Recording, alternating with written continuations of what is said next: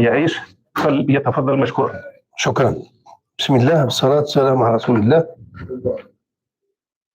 صحفتكم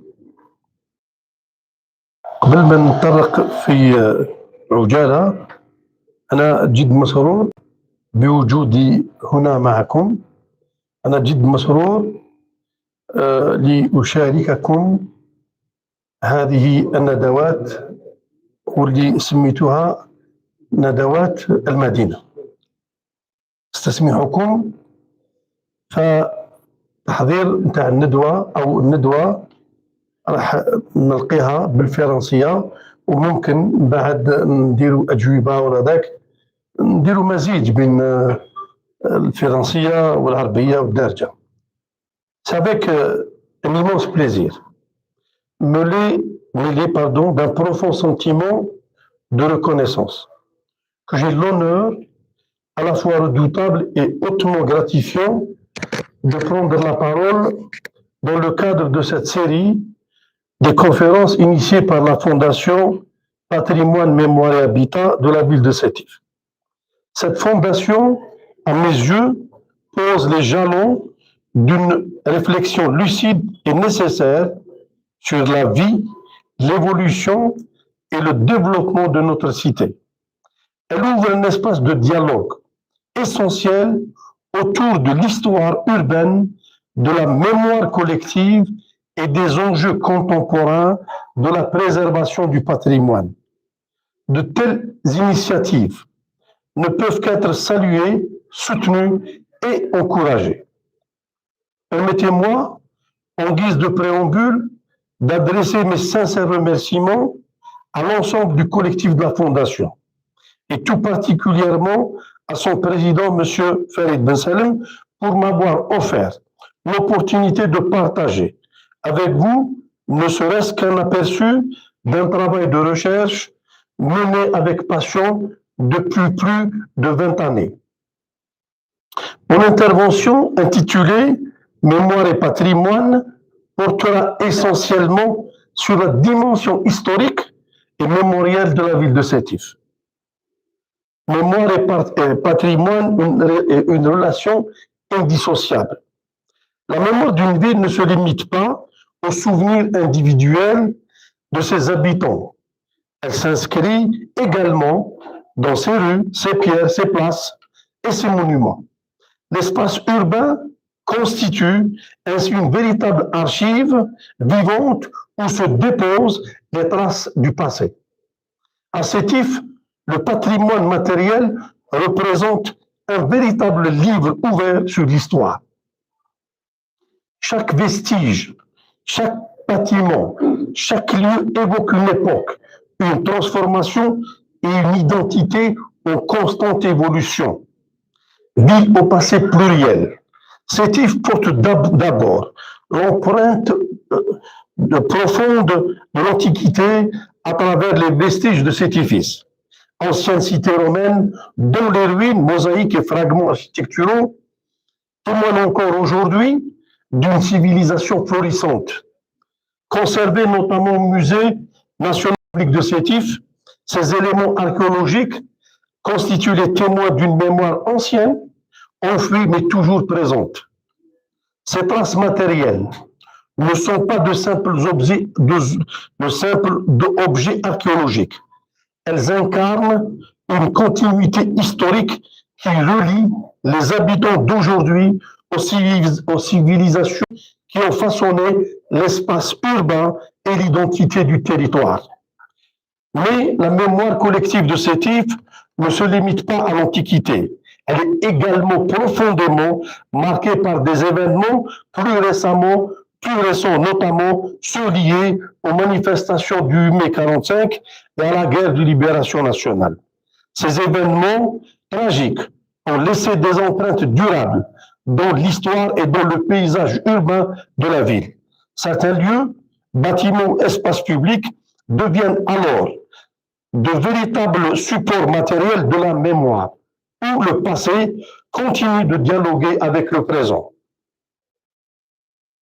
Les anciens bâtiments, les espaces publics, les établissements scolaires ou quartiers populaires participent tous à cette stratification mémorielle. Chaque façade, chaque rue conserve l'empreinte d'une époque. Le patrimoine matériel devient ainsi un médiateur, entre les générations, transmettant des récits, des valeurs et des expériences qui structurent l'identité collective. La relation entre mémoire et patrimoine n'est donc ni figée, ni secondaire. Elle est organique et indissociable. Préserver le patrimoine matériel de Sétif ne signifie pas seulement conserver des pierres, c'est protéger la mémoire vivante d'une communauté, maintenir un lien tangible avec son histoire et affirmer une identité ancrée dans le temps. Ainsi,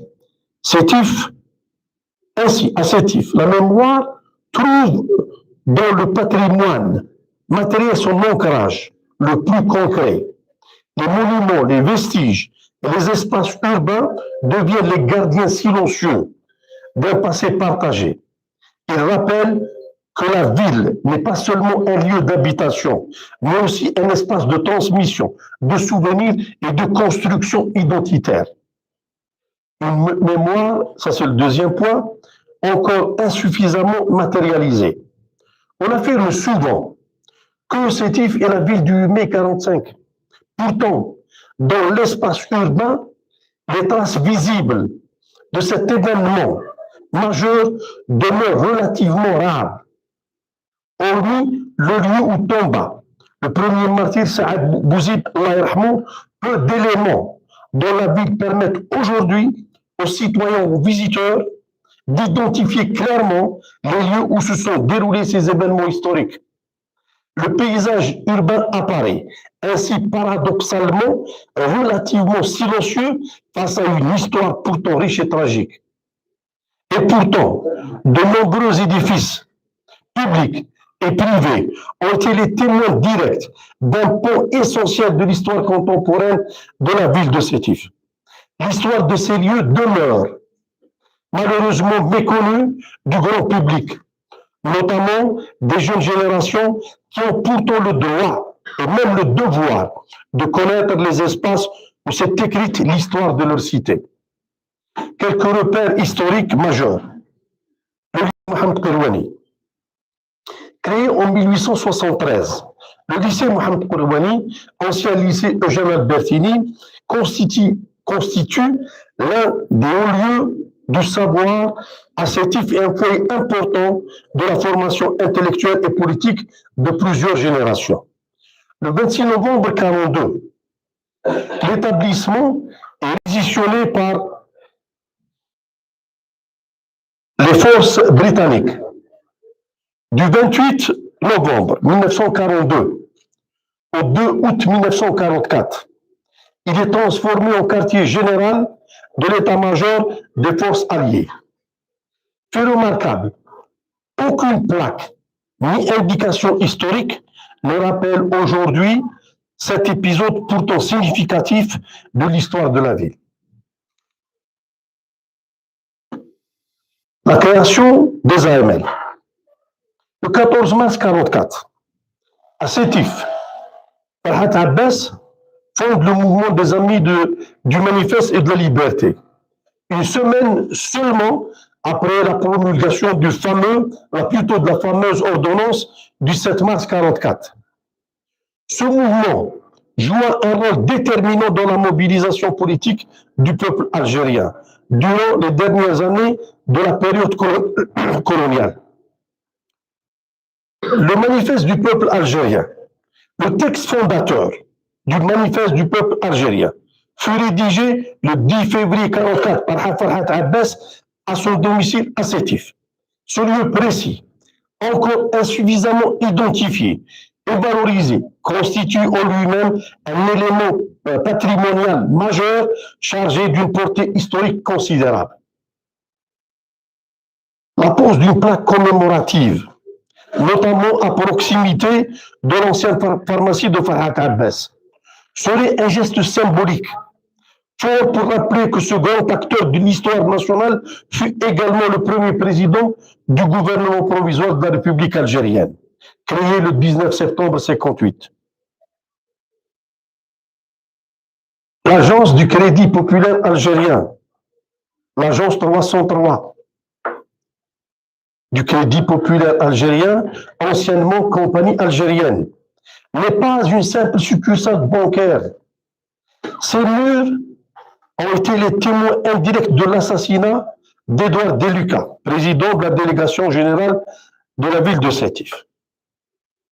Ces murs et un agent qui s'appelle Moussaoud Habash ont été témoins de l'assassinat d'Edouard Deluca.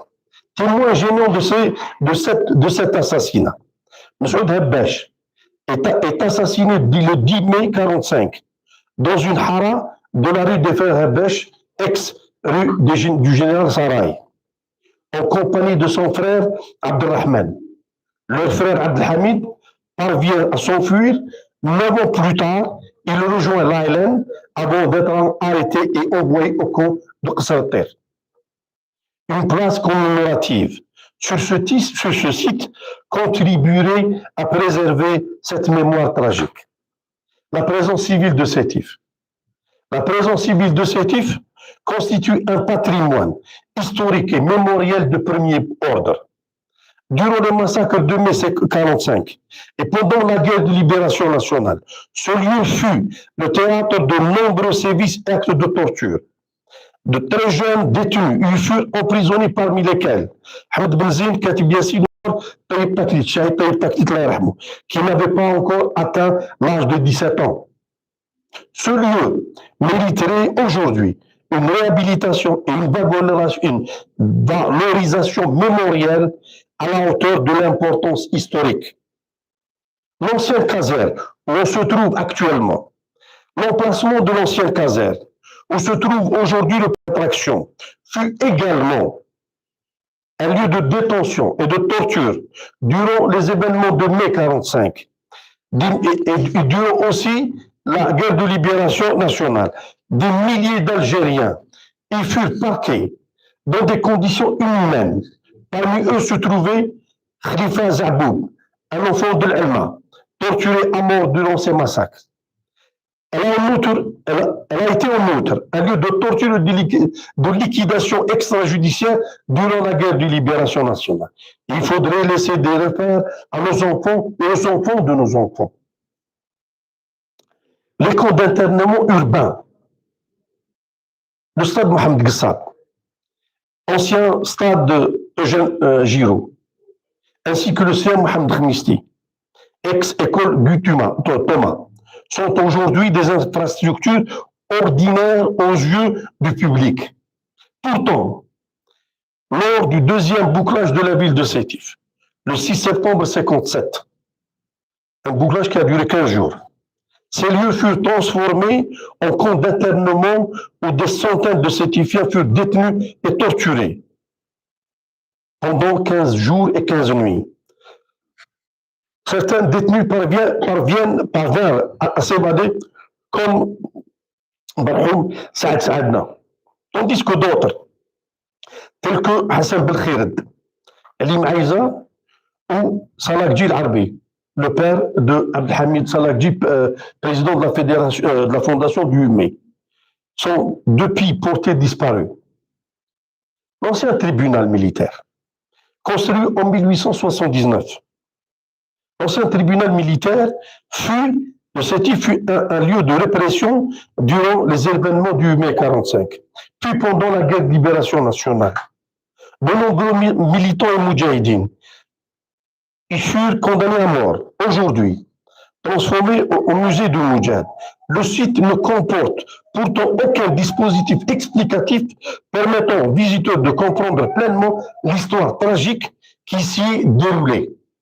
C'est également dans ce lieu qu'eut lieu un attentat, le 5 février 60, mené par un groupe de jeunes fidéines, dirigé par le lycéen Boubacar Qaraoui, enlevé à son domicile le 11 août 61, à l'âge de 17 ans, alors qu'il s'apprêtait à préparer la première partie du baccalauréat. Depuis cette date, aucune trace de lui n'a été retrouvée. Le tramway de Sétif. un vecteur de mémoire. Le travail sétif, patrimoine de l'Algérie indépendante, pourrait également devenir un outil de transmission de la mémoire.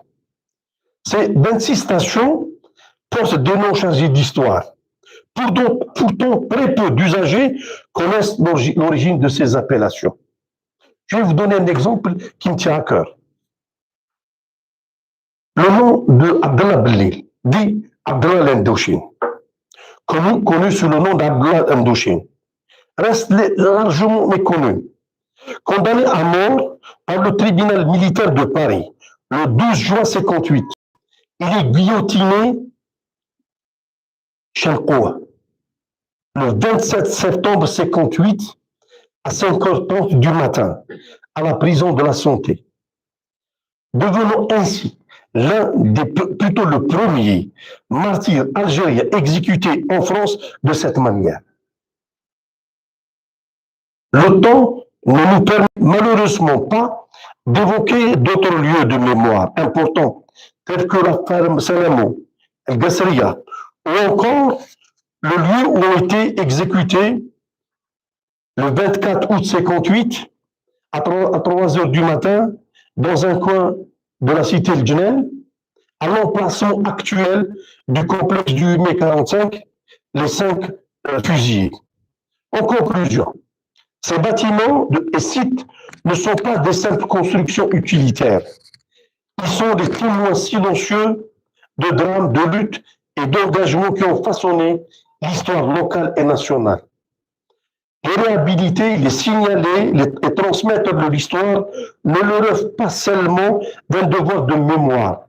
C'est un impératif culturel, historique et citoyen. Faire parler les murs de Sétif, c'est redonner chair à l'histoire, à son histoire.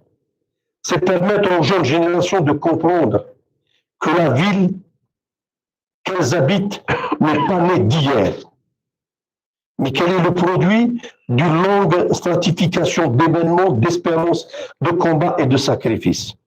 La mémoire ne vit véritablement que lorsqu'elle est incarnée dans des lieux et transmise aux hommes.